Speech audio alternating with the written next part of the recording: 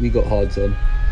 We're going to the end. Hello, guys. I'm going to make a promise. I'm going to make a vow. I'm going to hold your hand through sickness and through health, through podcast and through shorts. I am not going to make this entire thing about Lando Norris. How about that? How about that? That's a promise to you. The last 2, 3 episodes, I get when it's relevant doing it, and I get that's who I back, but I don't want to make these whole things a podcast. And I was in a real funk. I think the last episode, I think it was, and I just couldn't find anything else to mention. There is a sufficient amount of stuff I think to mention from this weekend. I mean, it was a sprint weekend, so there's like double the amount of stuff to talk about. Really, there's enough things to talk about. Where obviously in the back of my mind, just know that everything I say, I'm relating it back to my discomfort and my I don't want to say depression or anything, but my depression about Lando Norris being backhanded by Oscar Piastri. But this is Hardsman. We got Hardsman going to the end. We're talking about the Miami Grand Prix. And I just I won't mention Lando Norris, but this was like the third weekend in a row where I predicted Lando would win the bloody thing. Spoiler alert, it didn't happen. But we're gonna talk about it. We got quali, so we got sprint quali, we got the sprint race, we got quali, we got the actual race. And from what I can remember, it was a decent week. It was a week where rain was affecting stuff, right? Which, and from someone from London, maybe it's just like PTSD, but my relationship with rain is a weird one. I kind of like it. It's like here's the thing about rain. You like it when you're indoors and it's like happening outside and it's pitter-pattering on the windows, or you're playing a football match, it heightens things up. With rain, I'm very pick and choose. You know what I mean? And everyone gets excited for rain, like rain's the best thing ever. And then 9 times out of 10, rain comes, and the race is delayed because of it. Oh, someone's crashed in the first lap, red flag because of it. And then you just think, why do we even like this? Like, good case scenario, it's in a transition of a race. It can flip things on its head. Things can get exciting. The whole grid can reverse type thing with a bit of rain. But 9 times out of 10, I just think when it's in the rain, I just think, oh, this just means a lot of crashes on lap one, and then not much after that. A lot of people driving with no DRS, no one really catching. That's my thoughts on rain. And I think this weekend, it kind of had me feeling that, like a lot of delayed starts, a lot of like, okay, when are we going to get this going then? And then once it got going, it was actually pretty good. And we didn't get any in the actual race, but sprint race. I mean, let's talk about the sprint race, and we'll wrap sprint quali into that, right? We'll start off there, right? It was good. And here's the thing about the sprint races: they're here for a good time. They're here for a long time. Okay. And who is it? Brundle. He'll always be on the radios and be like, "Wow, people always chat shit about the sprint race, but that was electric. The atmosphere was absolutely electric." You know what I mean? And it's like, he's not wrong, right? Because you got to know what you're in here for. At first, I'm watching the sprint race. I'm thinking, "Oh, great, delayed start." Oh, because okay, here's something I want to moan about. I want to have a little whinge and a moan, right, about this real quick. Pretty boring. You'd argue it's not even really relevant. The graphics, not the graphics in the race, which are also shit this year. The amount of times they aren't showing stuff, or the graphics are wrong, or they're putting up the wrong thing, or like they're being slow. I don't know what they changed this year. Sack them, right? Well, maybe not. That person's probably got a livelihood, probably got a family and children. I'm not trying to, he's trying his best probably. But for the purpose of this, sack him off, right? And that's annoying me. But I mean the graphics for the times of these races. Every race weekend, Sky Sports F1 will post the start times for all of it, and usually that is the time the events will start. I don't know why, but this weekend, like it says, sprint quali starting at, I don't know the actual time, so just say it's starting at 3 p.m. or whatever. You turn it on, it's not on for another half hour. Okay, so then you go to the sprint race later or whatever. It says it's starting at 4. Well, the last one started at half an hour later, so I'll show up at 4:30. Still not started for another half an hour. Oh, this one's an hour later. So the first one is half an hour. So okay, so it's showing you the start times for the broadcast, not the race.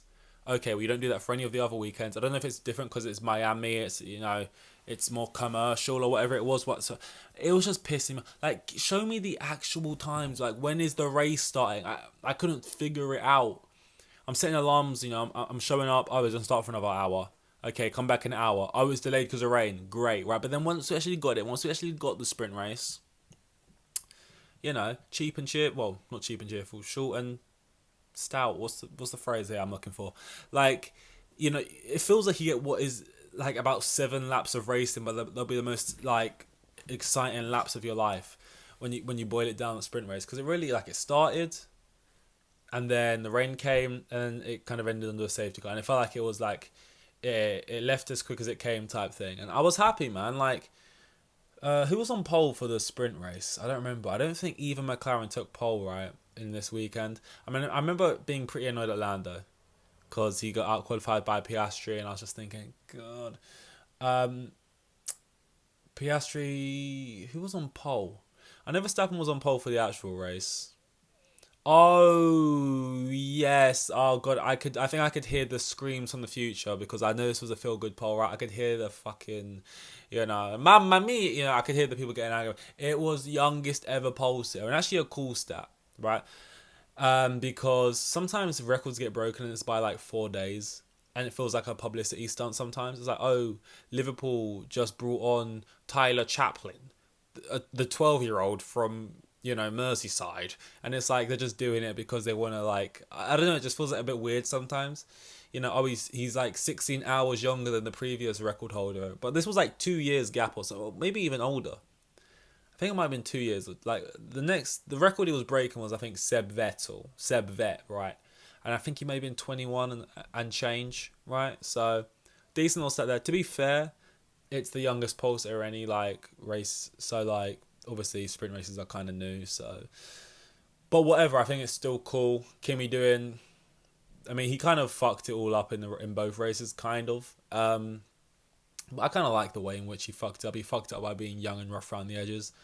Kind of like that. He didn't lose it in like a passive way, or just, I kind of like the way in which he lost it. Bit wet behind the ears. But, Kimi, youngest pole sitter, that was definitely like, here's the thing. I know I wasn't going to rate it all back to Lando. Here's the thing. Everyone else is really happy about that. Kimi, and I like Kimi too. I didn't know which side of the fence I was going to fall on with the whole Kimi thing. I was like, am I going to love Kimi and like root for him, or am I going to be generational hater and number one biggest, biggest hater if there's, if there's no haters, I'm dead. If only one hater, whatever the fucking thing is, right? I was like, is that going to be me? And then I saw him in like one quali session. I decided, nah, I'm going to back him. And so I'm happy about it. But I was outweighed by just being pissed at Lando again. I just felt like he didn't have a good enough. I think it was like his first sector came through yellow, and I just thought, fuck this. Oh my god. But luckily he got some luck. A bit of that Miami luck, He won here last year. And I mean, he said it in the interview after the race. I would have preferred if this was, tomorrow when this happened. Yeah, you're fucking telling me, mate.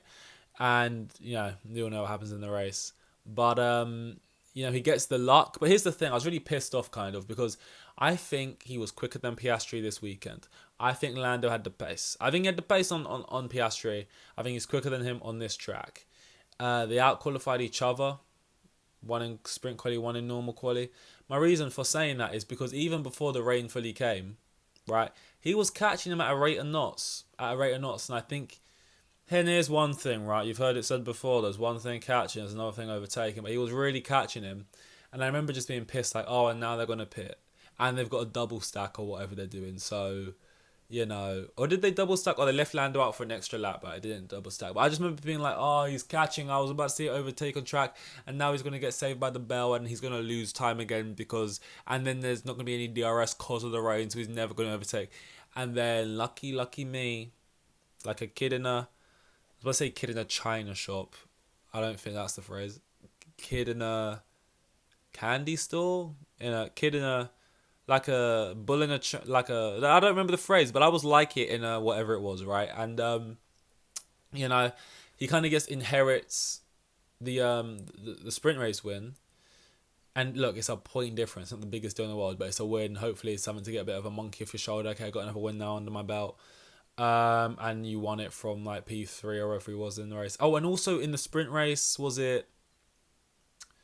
I can't remember. I know in the actual race he did fall back. No, he couldn't have fell back in the sprint race. There's not enough time to make that all up.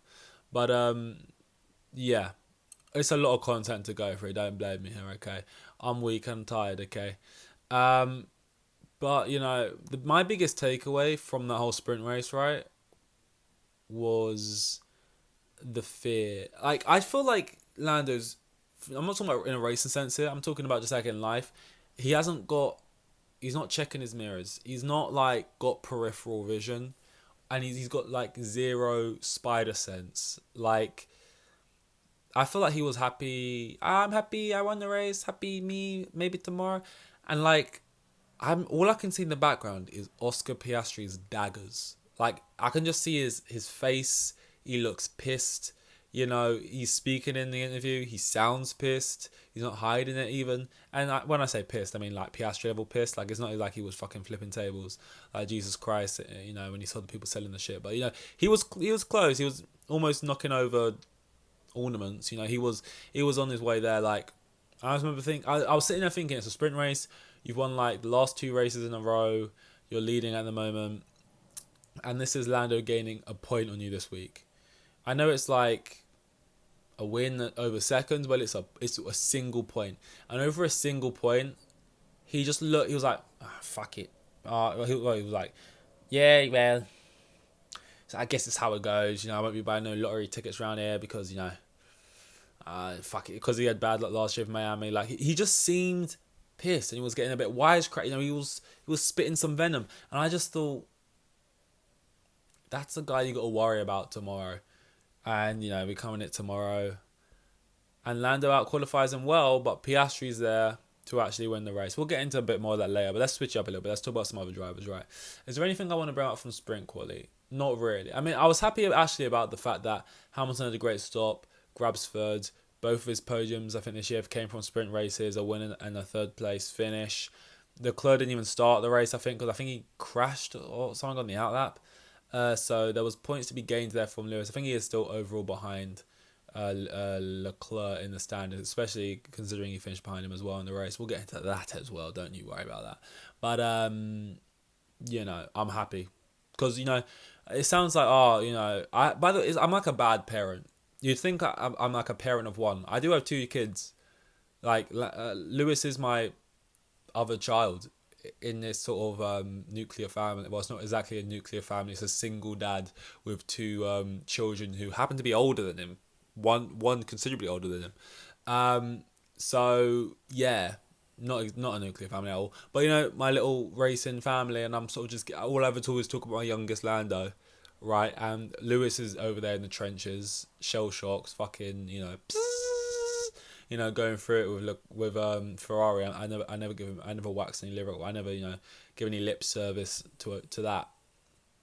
So we'll talk about Lewis. You know, slaying at the Met Gala. That's how late I'm doing this. That's a bit of a time code of where I am in right now.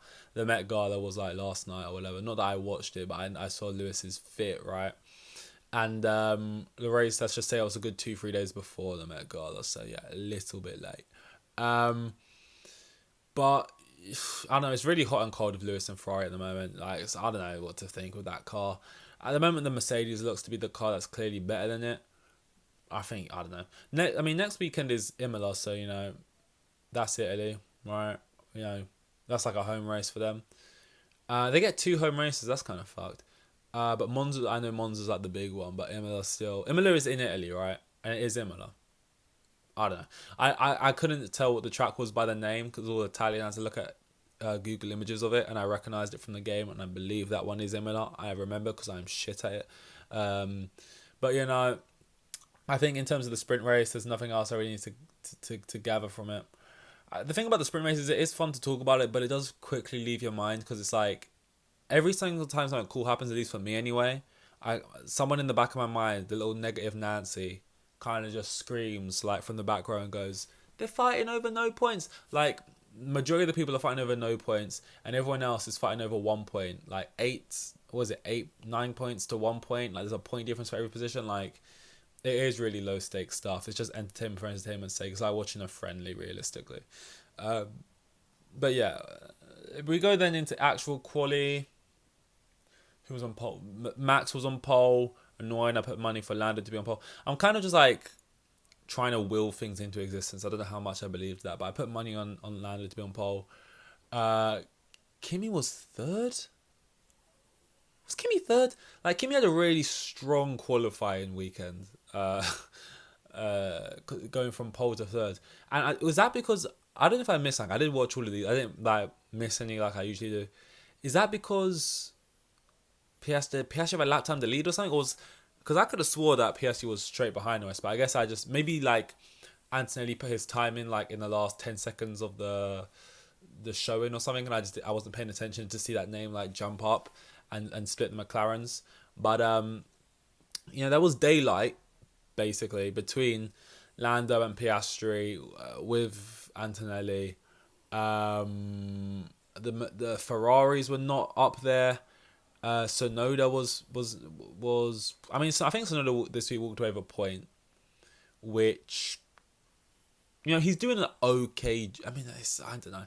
Here's the thing, right? Realistically, Sonoda's getting viewed as doing an okay job because it's just insanity that not a single other driver can even, like, I don't know. Like, I remember before, sure, like, Max was always a guy, but the other guy would still be, like, in the top 5 doing bits. But, like, since Perez turned to shit and everyone else has been in there, and Lawson had the start he had, which obviously got cut short, unfair or not. I mean, it was. I don't know. I'm posing that question. It was unfair, right? So Noda's in there and he's picking up a point here. He's picking up 2 points there. He's picking up a point here, and it's like, I mean, he's doing essentially what he was doing in the sister team in the Alpha Tauri. That's not what it is anymore, is it now? Visa Cash App Red Bull, was it? V-Carb, right? That's what he'd do in a V-Carb. He'd sneak a 10th place here. He'd get a 9th there. He'd sneak a 10th place here. He's doing the same thing. And that thing is exponentially better than anyone the private drivers have done. But it's still not great, is it? Especially where, I mean, Max was 4th, so it's not really like Max is winning or anything. But maybe a couple more laps he would have caught Russell. I think it was close towards the end of the race. Which, by the way, oh my God, I couldn't tell you a single thing George Russell done in that race. Tell me why I'm looking at him on the podium. It's every weekend, man. I can't remember a single fucking... I don't remember a radio. I don't remember, a single overtake on him or him on someone else. I don't remember anything. And I'm sat there in despair because you know why. And who's... they're calling out the names. Third place, George. Second place, George. And George Russell, is strutting his stuff up on the stage every fucking other week. He's like... He's doing it. He must be like... Is he third in the... No, he can't be... No, Max is probably third. It's probably Piastri, Lando, Max, Russell, right? But Russell's doing a very boring but great job. And everyone's speaking about it, but he just keeps finding a way to, like, slink his way through the back door, you know what I mean? Fair fucking play to him. And that's a bit of maturity there, I think, from George. Because I think George of past is a little bit more exciting, but it's probably for wrong reasons. It's him sort of screaming down the radio. Which, by the way, right, I know they've spoke about stopping swearing on radios and stuff. Radios have gone downhill. Radios are really... I remember, like, a large portion of these podcasts used to be, like, just, like, talking about the funny radios. And, like, now it feels like most of the radios we listen into are very straight up factual. Yeah, we had Lewis getting annoyed and stuff. Getting a bit pissy, but, like... Maybe, the stand-up comedians amongst the group, like George Russell, have just decided, to bite the silver tongue a little. Because he used to like be coming out with a lot more, I mean, to be fair, he wasn't intentionally being funny. I was just laughing at him. But, like, I feel like we just don't really get that much anymore. But, yeah, George Russell, he's doing his thing. He's trying his stuff. He's, like, he's kind of stepping up and being mature. I mean, we should talk about the start of the race. Should we go chronological? It doesn't matter. I don't think chronological matters, but I think talking about the start now feels right. And at the start, don't make me relive it. Right, so Max was on pole. Good start. I think Norris maybe got a slightly better start. Piastri also got a better start than Max, and maybe even a slightly better start than Norris, but wasn't in the best position. From what I can remember from the start, it felt like Norris and Piastri got a better start than Max, and Piastri got maybe a slightly better start than Norris, right? Now, I'm thinking just following Max through here, like going into turn 1, I don't know, unless you get like a mega start, and even then, I think the straight is too short, and you start too far down the straight unless you're like, I don't, unless you're Max as the car in second, I don't know. So, but here's the thing, Max then locks up a little bit, and it's like you can't not drive into that space to take the opportunity. That doesn't feel like a risk in the moment. I've got no issue with this so far. It's more just situationally, it's so fucking annoying. Because then, obviously, he goes off the track because Max fights it hard. He turns back in. And obviously he then loses to whoever the fuck's behind him, which felt like everyone. Antonelli, Piastri. He went behind Russell, I think, because he had to overtake both Mercedes. Did he go behind any Ferraris? I don't know. But, it's just I've been needing this for a while. Just qualify ahead of Piastri. Let's do the thing. I've been saying, as long as you qualify ahead of Piastri... Well, it was like a two-part statement. It was, as long as you qualify ahead of Piastri and as long as you get through turn 1, turn 2, you'll beat him on track. And vice versa. Didn't get past turn 1, turn 2. That was a big part of the, the if buts and maybes there. So a little bit, not confusing, a little bit frustrating. Seeing Piastri go, because it's I remember there was a point like this where I was watching Max v Lewis, right, in that season, the one. And it got to a point where it kind of felt like, I don't know, it kind of felt like maybe Max had it wrapped up. And there was still a decent amount of races to go, but all hope kind of felt lost. And it kind of felt like Max had it wrapped up. And it kind of felt like Lewis needs to do something on the first lap of some of these races. And it feels like if Max gets away out of turn 4 and he still has a lead, that's the race done. Because they're not going to fuck up a pit stop. Their strategy is always immaculate. Max ain't going to fuck up. You're praying for a miracle. If Max gets out of turn 4 and he's still in the lead, he's won the race. And then your hope kind of dies. You got to watch sometimes. I mean, the race distance is always the same, but visually 70 more laps, and you're just thinking, and it's done already. Is there any tracks with 70 laps? Probably short ones like Spa or something maybe. But even 50 more laps just going, and there goes that. And that's kind of how I felt as he slided. Well, I was trying to be oh, this rain never came. It never came. But oh, rain. This is a long old race yet. It's a marathon, not a sprint. No, it was a fucking sprint, mate. And ironically, that's the one you won, the irrelevant one. But no, it never came, that rain, which I kept saying, oh, don't worry though, it's gonna come. It'll be a safety car. It'll bunch things back up. He's got the pace on track this week. If it bunches it back up, I think he'll be able to over. It just didn't happen. And my issue with Lando, and the whole Max thing is, again, man, and I'm not trying to be one of those body language experts, but after the race I'm acting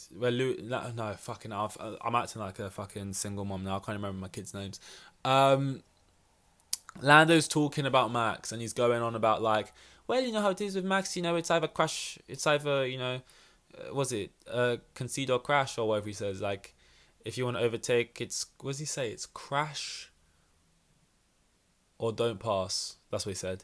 And Piastri's literally sitting in the background after. Yeah, it took Piastri a while to get past Max, but got past him and won the race. And he's saying that whilst his teammate has won the race, getting past Max quicker than you did, and that's why he won.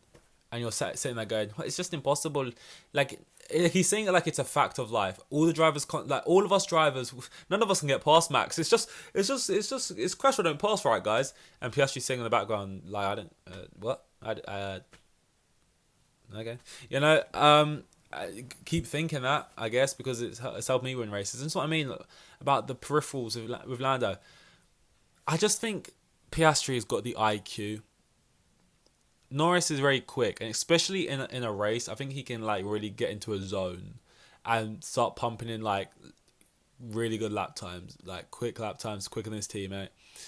And he's got good racecraft in a sense that he is a good overtaker, but it ain't all going on up here, right? I spoke about this at Saudi Arabia when we took 3 laps to overtake Lewis. He shouldn't have taken in 1 lap, right? When it's goalkeepers, they study the attacker, right? For penalties. Which way does he typically like to go? They got all written down on the back of the water bottle and stuff. They do their fucking research. They're sat there watching the PowerPoint, on the big screen with the fucking goalkeeper coach and stuff after training and this and that.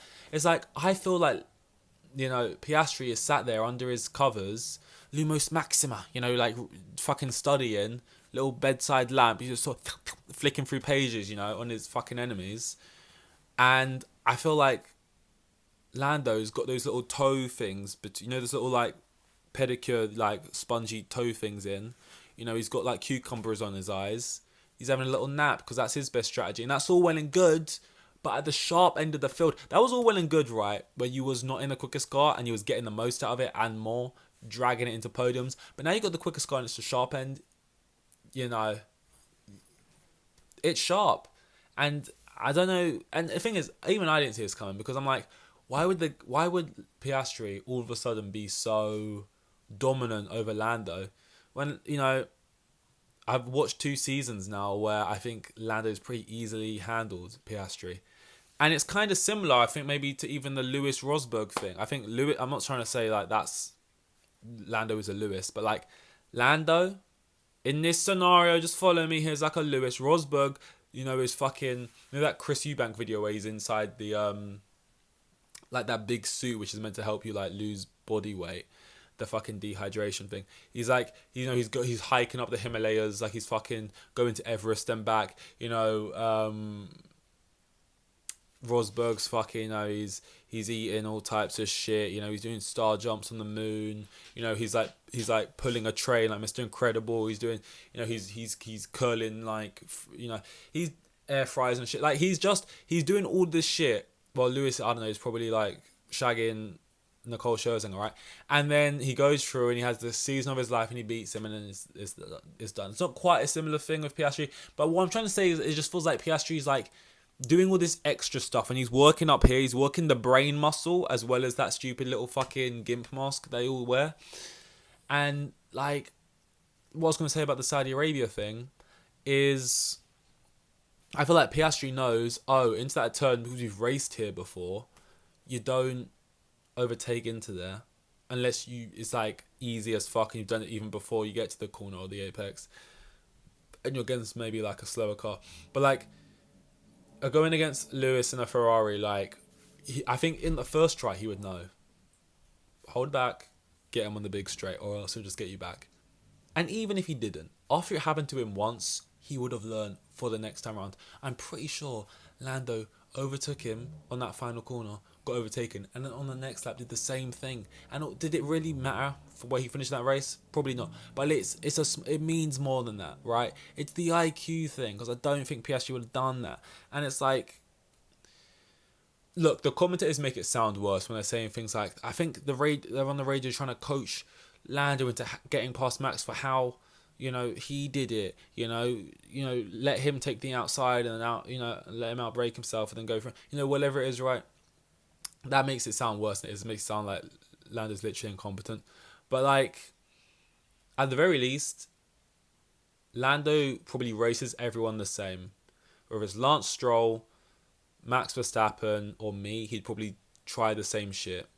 Whereas I reckon Oscar Piastri probably races Max differently to the way he race, and that's why he maybe knows, okay, let me maybe not go into this corner as hard and try and just. I feel like with Lando sometimes it's so like paint by number. It's so like formulaic. It's like, I'm gonna pick my side early. I'm gonna stick here. I'm gonna try and just carry it around the outside and just expect to be given the space and just to go through with ease because I'm the quicker car. And like the gap, he had closed such a good gap to Piastri because it took Piastri so long to get past. And then on the very next lap, he was as close behind Verstappen as Piastri was fighting to get to, which took him about 5 laps. And he had a chance to get around Max, and he did the basic thing. He tried to go around the outside. He went off the track, and then it took him like, I don't know how much longer it took him to get past. Maybe it just felt longer because it felt long for me. But it felt like it took him like an extra 3 laps than it didn't take Piastri.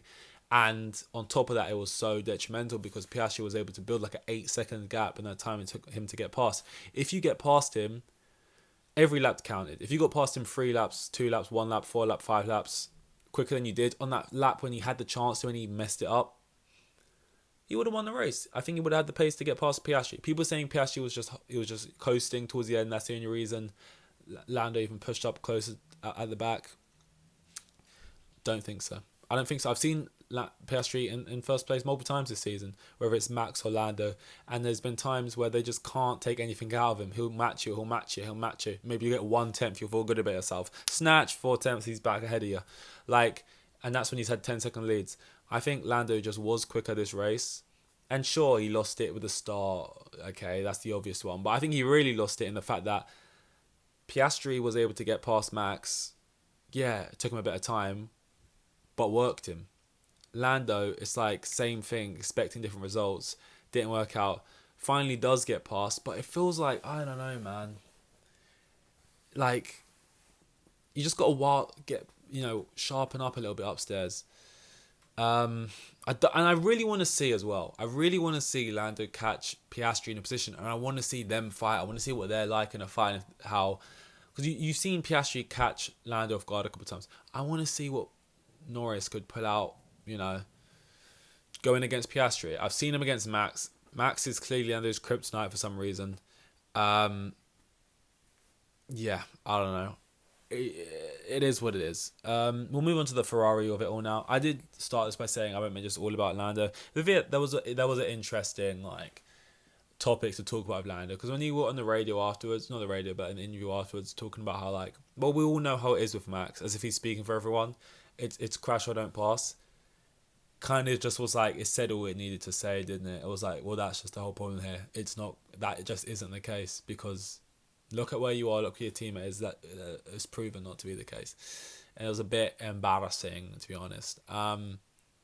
Maybe just for me. No one else? Oh, wasn't embarrassing for you Piastri fans? They're hearing that? Oh, never mind then. The Ferrari of it all, we know what happened. It was a typical, I'm on better tyres, switch me around, I'm quicker, they go ahead, they're not actually that much quicker, switch back at the end situation. And ultimately, it's all kind of much ado about nothing with the Ferrari thing, because I don't think Leclerc was going to catch Antonelli and overtake. They switch around for Lewis to do it. He doesn't either. At the end, they switch back, and that's where they win the finish anyway. So I don't think there's much to go on about it. That being said, though, I think if Lewis Hamilton is on medium tyres and Leclerc's on hard tyres, you switch him immediately. Especially if you're going to switch him after 3 laps anyway. Do it straight away. I think at the closest point, it was maybe 1.9 seconds to Antonelli. If you switch him 3 laps earlier, maybe he closes that with the tyres where they should have been. But instead, you let him burn up for 3 extra laps than you needed to behind Lewis. You then put Lewis in the headspace where he's like, if they let me switch 3 laps earlier, I would have done it. And then I had to switch back and give the place back. And it took so long. He's fucking calling you out. Because here's the thing with Lewis, right? He's all PR. Come on, guys. I did the right thing here.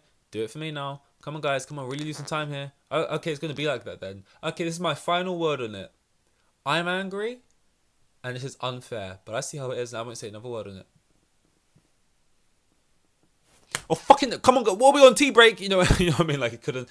They're gonna keep pressing the issue. So now you got him in a hostile sort of headspace. And it's just it kind of felt like a Ferrari thing, but that's maybe unfair. All teams do it. They just didn't need to do that. Just do it immediately. Trying to protect Leclerc, I understand. Maybe if they did that earlier, maybe Hamilton would have got Antonelli, but maybe it would have meant that Leclerc would have got gobbled up by Sainz. Maybe, but you don't win the raffle if you don't buy a ticket. Regardless, we're talking about fucking small fries here. They finished 7th and 8th. It wasn't the biggest deal in the world. Was there anyone else? I mean, the Aston Martins were shite, fucking right at the back. I really felt like we missed, and what I felt like I would have benefited from, because I was calling out for a safety car just to bunch everyone back up together and then see some fights at the front. We really and Brundle keeps going on it's a good thing. This might be one of the best, most talented grids we've had in a while. Talent across the board, young, experience alike. It's a beautiful mishmash mesh, right? And I'm sitting here. I want Mazepin back.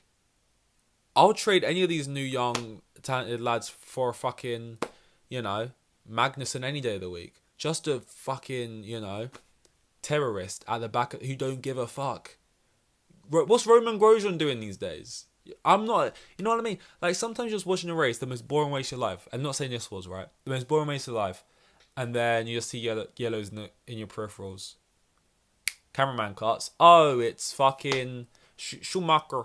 It's fucking Mick Schumacher, and he's upside down. Sorry, Schumacher did. Maybe that's a bit harsh to drag him into this, but Logie Bear, Logan Sargent stopped in the middle of the track. Come on.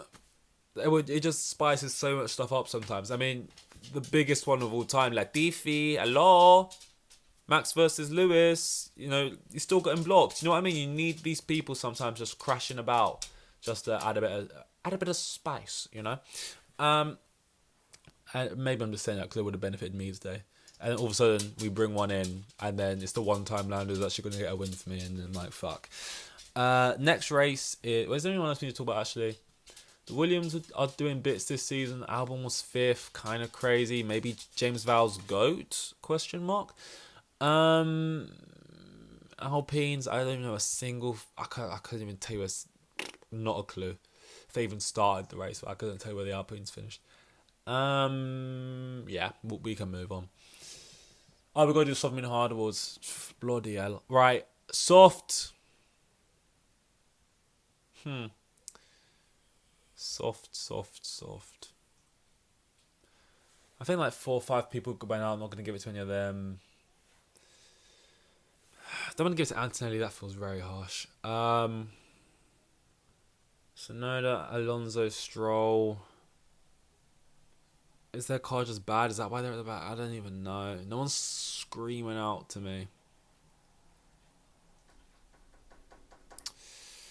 This is unfortunate. Behrman, did he do anything? I don't know.